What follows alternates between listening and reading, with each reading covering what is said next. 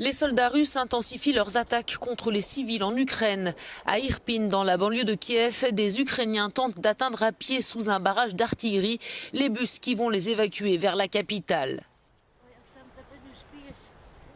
Des bus alignés aussi à Mariupol, ville portuaire du sud-est ukrainien, victime d'intenses bombardements.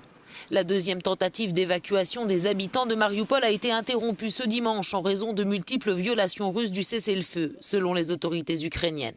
Mariupol, ville de 450 000 habitants, est encerclée par les forces russes et leurs alliés et serait sous blocus humanitaire, affirment les autorités locales qui évoquent aussi des milliers de blessés.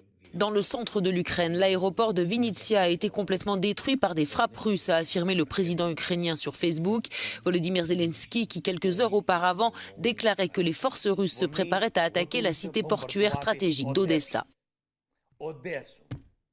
Ils se préparent à bombarder Odessa. Odessa. Les Russes sont toujours venus à Odessa. Ils n'y ont toujours trouvé que de la chaleur et de la sincérité. Et maintenant quoi? Des bombes sur Odessa, de l'artillerie contre Odessa, des missiles contre Odessa.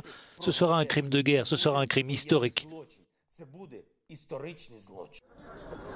Kiev, toujours en quête de protecteurs étrangers, a à nouveau demandé la mise en place par tout pays d'une zone d'exclusion aérienne au-dessus de l'Ukraine.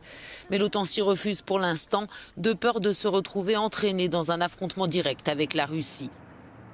De son côté, selon l'agence de presse russe TASS, le ministère russe de la Défense a publié ce dimanche des images de ce qu'il a qualifié d'opération militaire en Ukraine, affirmant que pratiquement toutes les forces aériennes du régime de Kiev avaient été détruites. Au 11e jour de l'invasion russe, plus d'1,5 million de personnes ont déjà fui l'Ukraine selon l'ONU. Des centaines de civils ont été tués et aucun signe d'accalmie n'apparaît.